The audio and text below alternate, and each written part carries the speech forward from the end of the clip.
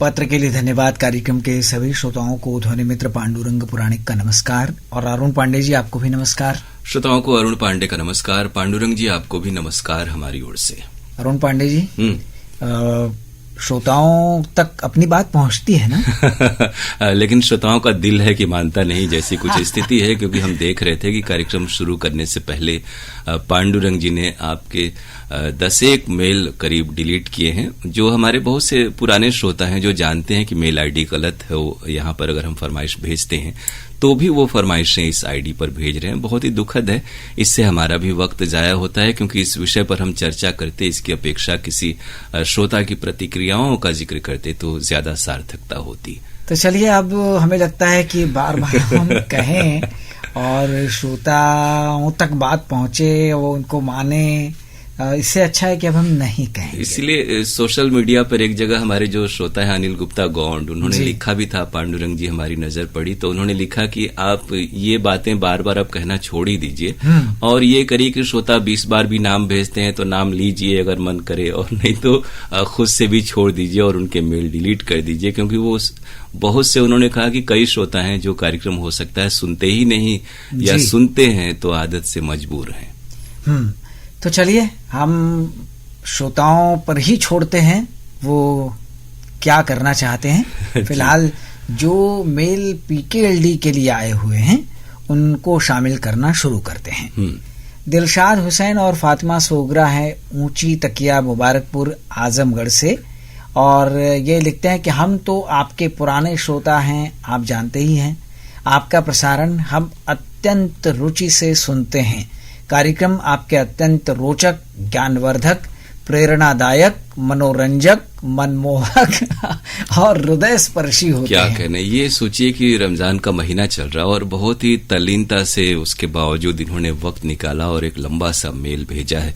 नियमित श्रोता तो आप हमारे हैं ही, और हम चाहते हैं कि बहुत सारे श्रोता दिलशाद जी की तरह नियमित श्रोता में तब्दील हो जाएं और कार्यक्रमों में इन्हीं की तरह शिरकत करें। 21 मार्च को फरमाइशी गीत एक्सप्रेस पांडुरंग जी ने पेश किया था और 23 मार्च को अरुण जी ने पेश किया था। दोनों ही कार्यक्रम बहुत अच्छे थे, क्योंकि गाने भी बहुत अच्छे अच्छे आपने सुनवाए थे। इसी दिन गुड मॉर्निंग बनारस आशुतोष ने पेश किया था। डॉक्टर अनुराग टंडन से जो जानकारी दिलवाई गई थी ग्लूकोमा समलबाई के बारे में, वो अच्छी थी, और कामेश्वर महादेव मोहल्ले के बारे में भी जानकारी थी। तो हम आशुतोष जी को धन्यवाद देते हैं। 22 मार्च के कार्यक्रम में खेल चर्चा हमने सुनी थी, और उसके अंतर्गत प्रसारित विभोर भृगुवंशी अंतर्राष्ट्रीय बास्केटबॉल खिलाड़ी और प्रशिक्षक, इनसे अशोक पांडे जी की बातचीत थी। वो बातचीत उनके अनुभव जानने और समझने के लिए बहुत ही अच्छी थी। लाजवाब पेशकश के लिए धन्यवाद। और 24 मार्च को अरुण जी ने फरमाइशी गीत पेश किया था। 25 मार्च को मधुरिमा कार्यक्रम हमने सुना जो फारूक शेख पर आधारित था। स्वस्ति ने पेश किया था, अच्छी जानकारी थी। इसके अलावा आपसे मिलिए कार्यक्रम में जो उत्तर प्रदेश के मंत्री हैं दयाशंकर मिश्र दयालु, उनसे शुचि की बातचीत थी, जो बातचीत बहुत ही अच्छी लगी। 25 मार्च को उर्दू कार्यक्रम के अंतर्गत आकाशवाणी रामपुर की प्रस्तुति रमजान पर थी, जो मुनासिब थी। बहुत ही ज्ञानवर्धक और प्रेरणादायक ये बातें थी, हमें अच्छी लगी। 25 मार्च को लोकगीत में प्रसारित देवी गीत हमने सुना। 23 मार्च को माला ने कहकशा पेश किया था, सभी गजलें अच्छी थीं। 26 मार्च को आज इतवार है कार्यक्रम के अंतर्गत झलकी बड़े बाबू हमने सुनी। ये झलकी भी हमें बहुत अच्छी लगी। 26 मार्च को अरुण जी ने लोकरंग सुनवाया था, बाबूलाल केशरी का गाया देशभक्ति गीत बहुत अच्छा संदेश देने वाला था। अच्छी प्रस्तुति के लिए आप सबका अभिनंदन, बधाई। तो आपने इतने सारे कार्यक्रमों को सुना, और सुना ही नहीं बल्कि सिलसिलेवार ढंग से अपनी प्रतिक्रिया हम तक पहुंचाई। आपकी बधाई तमाम कार्यक्रम प्रस्तुत करने वालों तक, जिसमें हम और पांडुरंग जी भी हैं, और विशेषज्ञों तक पहुंच रही है। और उम्मीद करते हैं इसी प्रकार आप प्रोग्राम सुनते रहेंगे। ये एक मेल में लिखते हैं कि 27 मार्च को जो माला जी ने गुड मॉर्निंग कार्यक्रम पेश किया था, वो जानकारी बढ़ाने वाला था, इजाफा करने वाला था जानकारी में। इसी दिन कीर्ति ने मधुरिमा कार्यक्रम पेश किया था, जो नारी शक्ति की चर्चा पर आधारित था। लाजवाब पेशकश थी। हिंदी कार्यक्रम में विजय कुमार मिश्र को हमने स्वरवेला में सुना था, अच्छा लगा। 27 मार्च को उर्दू कार्यक्रम तो आप जानते ही हैं कि हम सुनते हैं। इसके अंतर्गत जो शेर नशिस्त थी, वो नातिया शेर नशिस्त थी, वो बहुत पसंद आई। जावेद अहमद का कलाम बहुत दिल को छू लेने वाला था। 27 मार्च को कीर्ति ने कहकशा सुनवाया था, गजलें अच्छी लगी। 28 मार्च को लोकगीत कार्यक्रम सुना, इसमें देवी गीत पसंद आया। 28 मार्च को ललिता ने मधुरिमा पेश किया था, वो भी हमें बहुत अच्छा लगा। आकाशवाणी वाराणसी केंद्र से प्रसारित कार्यक्रम गुड मॉर्निंग बनारस, ये भी बहुत अच्छा कार्यक्रम है और इसमें बनारस का हाल, देश दुनिया का हाल और स्वास्थ्य के प्रति अच्छी अच्छी बातें बताई जाती हैं। इसके जितने भी प्रस्तुतकर्ता हैं सबको हमारी ओर से बहुत बहुत धन्यवाद। एक बात हम जरूर कहना चाहेंगे कि आप कहकशा कार्यक्रम को अगर रात में कर दें, जो आप दिन में 11 बजे प्रसारित करते हैं, तो ये बहुत ही अच्छा होगा। तो कहकशा कार्यक्रम में दिलशाद जी हम गजलें आपको सुनवाते हैं आमतौर पर, तो रात में भी सुगम संगीत कार्यक्रम है रात्रि 8 बजे, उसमें आप तमाम मकबूल कलाकारों की गजलें सुन सकते हैं। तो रात में भी ऐसा कार्यक्रम है ही और दिन में भी आप सुगम संगीत और कहकशा सुन पाते हैं। और आपने बहुत सारे कार्यक्रमों का जिक्र किया और प्रस्तुताओं की बधाई उन तक पहुंचाई, वो पहुंच रही है जी। तो दिलशाद हुसैन जी के हमारे पास 5-6 मेल हैं अरुण जी। जी, और बहुत लंबा लंबा मेल ये लिखते हैं। ये है कि अलग अलग तरह के तमाम कार्यक्रम सुनते हैं, उर्दू प्रोग्राम का भी जिक्र करते हैं और खेल चर्चा वगैरह जैसे भी कार्यक्रम सुनते हैं। जी जी, तो इन्होंने 25 मार्च के हिंदी कार्यक्रम की भी चर्चा की है और 29 मार्च को जो भोजपुरी फिल्मी गीतों पर आधारित कार्यक्रम पेश किया जाता है उसकी भी चर्चा इन्होंने की है। अनुपम ने वो कार्यक्रम पेश किया था, मनोरंजक लगा। 29 मार्च का गुड मॉर्निंग बनारस माला की प्रस्तुति थी। 30 मार्च को कीर्ति ने ये कार्यक्रम पेश किया था। 31 मार्च को अरुण जी ने फरमाइशी गीत कार्यक्रम पेश किया था, तो हम सबको सलाम करते हैं। 1 अप्रैल को आशुतोष ने गुड मॉर्निंग बनारस पेश किया था। 2 अप्रैल को सना सलीम की प्रस्तुति थी गुड मॉर्निंग बनारस। और लोकरंग 2 अप्रैल को हुआ था, जो अरुण जी ने पेश किया था। देशभक्ति वाला गीत झूमने पर मजबूर कर गया। इन्होंने आगे लिखा है कि 2 अप्रैल को पत्र के लिए धन्यवाद कार्यक्रम सुना, जो हर बार सुनते हैं, और पांडुरंग जी और अरुण जी की तो पेशकश का जवाब नहीं है, बहुत अच्छी प्रस्तुति होती है। हमारा जो ईमेल होता है वो आप शामिल करते हैं और उसे सुनकर दिल गदगद हो जाता है। बिल्कुल, आपका दिल दिलशाद रहे। और ये जरूर काबिले तारीफ पांडुरंग जी है कि ये हिंदी में बहुत लंबे लंबे मेल लिख ले रहे हैं। तो बाकी श्रोताओं से भी हम कहेंगे कि कई एक श्रोता हैं जो इमेज खींच करके व्हाट्सएप वाले में भी अपना नाम भेजते हैं, तो थोड़ी सी हमें दिक्कत होती है क्योंकि कई बार इमेज अपलोड नहीं हो पाता है और नाम फिर शामिल नहीं हो पाता है। तो आजकल हर एंड्रॉयड फोन में हिंदी टाइपिंग की सुविधा उपलब्ध है, थोड़ा सा किसी से सीख लें और हर श्रोता चाहे तो हिंदी में लिख करके मेल और फरमाइशें हम तक भेज सकता है। इन्होंने आगे लिखा है कि 3 अप्रैल को सना सलीम ने गुड मॉर्निंग बनारस पेश किया था। और आगे ये लिखते हैं कि आपके केंद्र से 1990 में भोजपुरी कार्यक्रम भी पेश हुआ करता था और श्रोताओं के नाम अगर आप अभी वो कार्यक्रम कर रहे हैं भोजपुरी अंदाज में बोलें तो इस तरह का कृष्णगत कार्यक्रम हमारे यहाँ है पांडुरंग जी, अंगनैया कार्यक्रम भी है।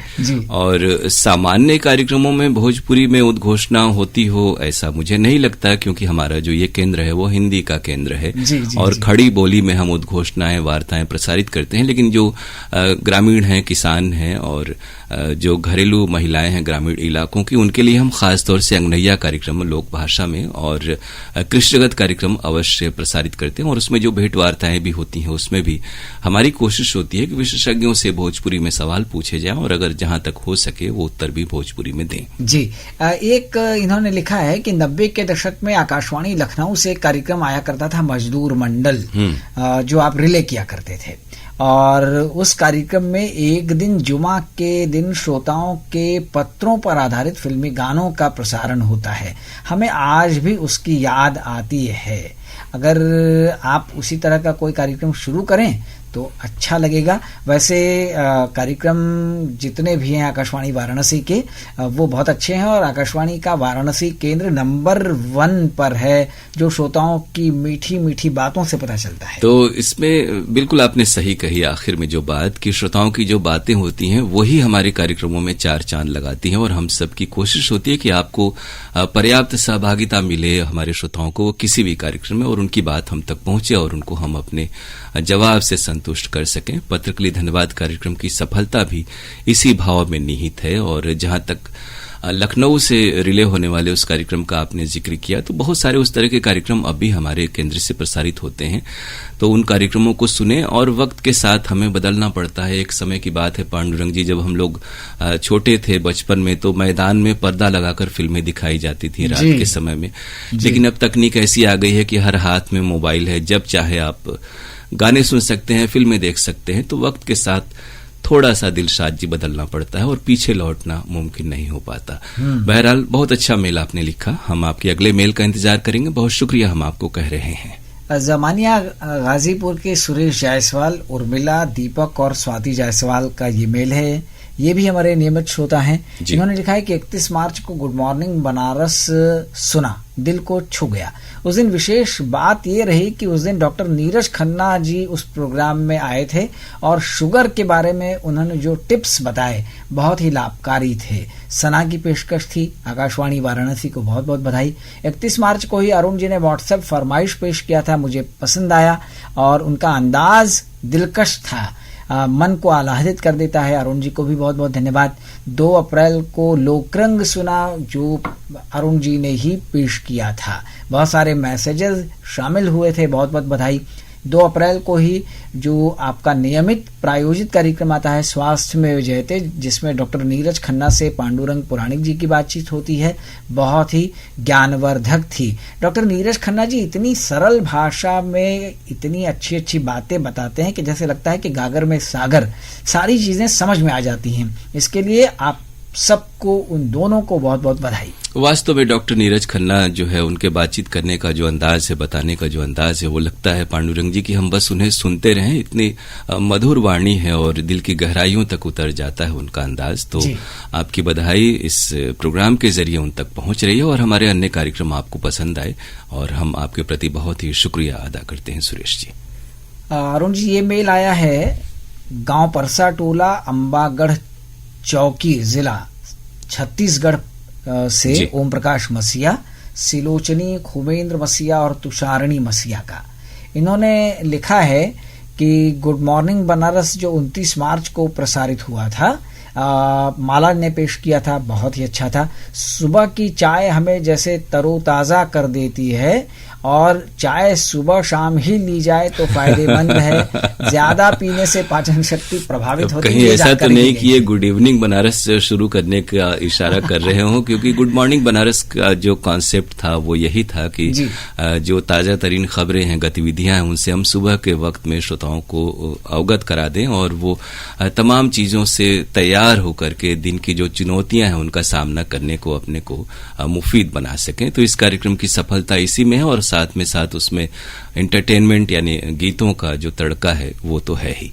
इन्होंने आगे लिखा है कि चाय तो फायदेमंद है ही, लेकिन कम पी जाए और ग्रीन टी हो तो वो ज्यादा फायदेमंद है। इसीलिए इस कार्यक्रम की अवधि उतनी ही रखी गई है और बहुत सारे श्रोताओं की फरमाइश के बाद भी कि वक्त बढ़ाया जाए। हर कार्यक्रम को एक उसकी निश्चित समय सीमा में रखना ही उसकी रोचकता को बनाए रखता है। चैत्र नवरात्र के बारे में भी इसमें चर्चा की गई थी और इससे हमें ये प्रेरणा मिली कि हमें बालिकाओं का और नारियों का सम्मान करना चाहिए, क्योंकि वो शक्ति स्वरूपा हैं। जी। और बनारस विचित्र, अल्हड़ और गंगा जमुनी तहजीब वाला मस्त शहर है। आलमगीर मस्जिद के बारे में भी इस कार्यक्रम में जानकारी दी गई थी। और इन्होंने आगे लिखा है कि इतिहास में आज का दिन और बाकी जो अलग अलग बातें होती हैं, वो बातें भी इस कार्यक्रम में बताई जाती हैं जो हमारे लिए उपयोगी होती हैं, हमारी जानकारी को जैसे उनका वो कहते हैं ना रिवीजन हो जाता है। बिल्कुल यही बात है कि किसी भी कभी हमने किसी चीज के बारे में पढ़ा हो, सुना हो, देखा हो, लेकिन लोगों से बार बार बताया जाए। तो इस कार्यक्रम का एक उद्देश्य ये भी है कि तमाम जो मशहूर तिथियों की जो बातें होती हैं, घटनाएं होती हैं और उस तरह के स्थल हैं, उनके बारे में हम आपको बताएं, और रोजमर्रा की जो घटनाएं हैं और जो समसामयिक बातें हैं वो तो हम आपको बताते ही हैं। 5 अप्रैल को गुड मॉर्निंग बनारस ललिता ने पेश किया था और खुशी कैसे बढ़ाएं, कैसे खुश रहें, इस बारे में जानकारी दी गई थी। बनारस की सुर्खियां तो थी ही, और 6 अप्रैल को शास्त्रीय संगीत में पंडित सियाराम तिवारी जी का गायन अच्छा लगा। अंगनैया कार्यक्रम में स्वतंत्रता सेनानी नायडू जी के बारे में जानकारी दी गई, और मलेरिया कारण लक्षण उपचार विषय पर डॉक्टर शिव सुंदर गांगुली से जो बातचीत थी, वो बातचीत भी जानकारी बढ़ाने वाली थी और हम सबको सावधान करने वाली थी। सहजन के फायदे के बारे में जानकारी दी गई थी। सहजन हमारे लिए कितना उपयोगी है ये हमें इससे पता चला। युवाणी कार्यक्रम रितमा सिंह और आकाश ने पेश किया था। नमक सत्याग्रह के बारे में, स्वतंत्रता सेनानियों के बारे में जानकारी दी गई थी। यूथ डायरी और हिंदी और अंग्रेजी के शब्दों के बारे में भी इसमें जानकारी दी जाती है जो हमारे ज्ञान को बढ़ाता है। इतिहास में आज का दिन हो या रोजगार सूचना हो, और बाकी जो अच्छी अच्छी बातें होती हैं, अच्छे अच्छे गाने होते हैं, वो आप इस कार्यक्रम में सुनवाते हैं। तो आप सबको और हमारे युवा प्रस्तुतकर्ताओं को भी बहुत बहुत बधाई। बिल्कुल यही बात मैं कहने वाला था पांडुरंग जी, जब इन्होंने युवाणी के नए साथियों का जिक्र किया। जैसा हम पहले भी कह रहे थे कि कुछ नए साथी हमसे जुड़ने वाले हैं और कुछ नए साथी युवाणी कार्यक्रम में अपनी प्रस्तुतियां दे भी रहे हैं। तो हमारे श्रोता जरूर युवाणी कार्यक्रम सुने और नए नए जो कंपेयर्स आए हैं उनका हौसला बढ़ाएं। हर कोई बेहतर करने की कोशिश कर रहा है और आप तक अच्छे अच्छे कार्यक्रम पहुंचाने की कोशिश मिलजुल करके हम सबकी है। तो जो नए हमारे साथी हैं उनका उत्साह बढ़ाएं, कार्यक्रमों को सुने और अपनी प्रतिक्रियाएं हम तक जरूर पहुंचाएं। अरुण जी, देखिए जो नए युवा साथी हमारे इस कार्यक्रम को पेश कर रहे हैं, निश्चित रूप से वो अभी एकदम नए नए हैं और वो कहा जाता है ना, करत करत अभ्यास थे। बिल्कुल, आकाशवाणी की अब तो करीब कह सकते हैं कि करीब 100 वर्षों से लंबी भारत में प्रसारण की परंपरा है और एक कोई भी चीज बनते बनते बनती है। हम सब ने बचपन से रेडियो सुनते हुए हम सब रेडियो में आए और बहुत कुछ आज तक सीखना एक निरंतर प्रक्रिया है। तो ये जो नए लोग आए हैं वो भी आप सभी श्रोताओं की प्रतिक्रियाओं से जरूर एक दिन बेहतर प्रस्तोता होंगे और आप उन्हें पसंद करेंगे। और जो भी चीज हम पहली बार शुरू करते हैं, निश्चित रूप से उस को करने में पहले झिझक होती है, लेकिन धीरे धीरे जब हम अभ्यास करते हैं, कई बार वो काम करते हैं, तो उसमें कुशल हो जाते हैं। और उसमें ये भी महत्वपूर्ण है कि हम किसी चीज को करते हुए एंजॉय करें और मन लगा करके करें और बाध्यता जैसी स्थिति न हो। तो जो भी चीज अच्छे से और आनंददायक स्थिति को महसूस करते हुए की जाती है वो निसंदेह अच्छी होती है। वो चाहे किसी राग की अवतारणा हो या फिर किसी कविता कहानी का लिखा जाना हो या किसी प्रोग्राम को पेश किया जाना ही क्यों न हो। बिल्कुल। तो अब हम श्रोताओं से विदा लें क्योंकि समय अब हमारा समाप्त हो रहा है। हम जल्दी से अपना पता बता देते हैं। हमारे ईमेल आईडी जो है वो है pkldair varanasi@gmail.com और यदि आप पत्र भेजना चाहें तो हमारा पता है पत्र के लिए धन्यवाद कार्यक्रम द्वारा केंद्र निदेशक आकाशवाणी महमूरगंज वाराणसी पिन कोड 221010। तो अब श्रोताओं से विदा लेते हैं। अगले कार्यक्रम में मिलने के वादे के साथ कहते हैं नमस्कार।